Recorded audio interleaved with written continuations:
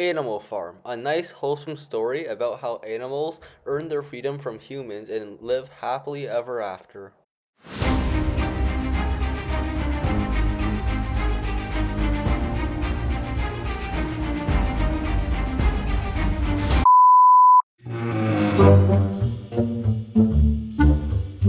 While Animal Farm may seem like a regular fable about farm animals, the story has a much deeper meaning.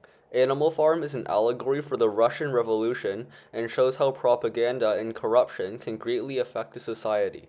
The story greatly focuses on the dangers of class inequality and how the corruption of power is inevitable. There are many major characters in Animal Farm. One of them is Old Major, who is a middle white boar. He is the one that sets the story in motion. At the beginning of the story, he tells all the animals to gather around him in the barn house so that he can share some knowledge. He tells them of a future where animals don't have to work for humans and all animals are equal and provide for themselves.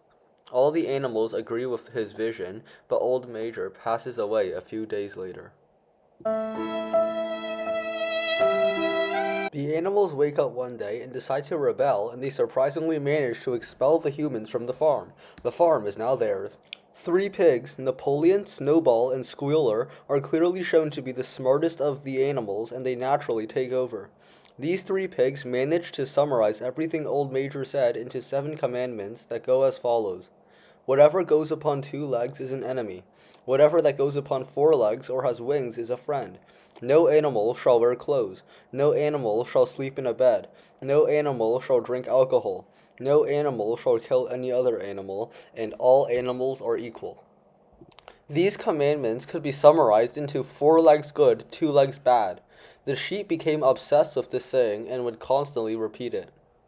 The pigs also taught themselves how to write, and Squealer wrote these commandments on the barn wall with white paint while standing on a stepladder. Life went on. The animals were happy until the humans decided to attempt to reclaim the farm. Spoiler alert, the humans lost. Life continued until Snowball proposed the amazing, brilliant, and fantastic idea of building a windmill. Wow, what a great idea! However, Napoleon does not like this idea. Eventually, Snowball's plans to build the windmill are all laid out. Now is a good time to mention that Napoleon has recently taken a new litter of puppies to educate them.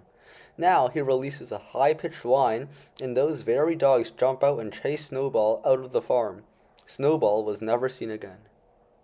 A few days later, Napoleon magically changes his mind and decides that the windmill is in fact a good idea, and he orders the animals to begin building immediately. Now, as time goes on, the pigs become more and more corrupted, and they begin to alter the commandments to fit their own needs. The pigs begin becoming more and more like humans. However, none of the animals know that things are getting worse because none of them could remember anything from before this time. In the end, the pigs become so corrupted that they are indistinguishable from the humans, and it seems that they are no longer animals. In this story, George Orwell shows that corruption of power is inevitable, no matter what society it is in. In Chapter 2, on page 13, there is this quote. So, the animals trooped down to the hayfield to begin the harvest, and when they came back in the evening, it was noticed that the milk had disappeared. To give some context, earlier in the chapter, Napoleon said that the other animals shouldn't worry about the milk and that the pigs would take care of it. Because of this, it can be inferred that the pigs took the milk, hinting at the first signs of corruption. Reading out the figures in a shrill, rapid voice, he proved to them in detail that they had more oats, more hay, more turnips than they had in Jones's day.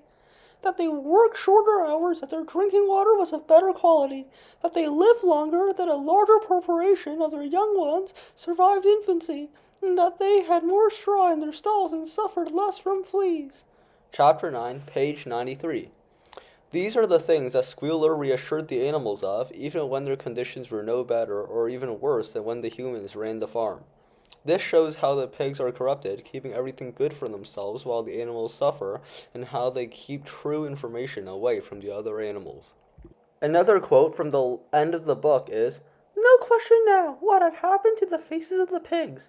The creatures outside looked from pig to man, and from man to pig, and from pig to man again, but already it was impossible to say which was which.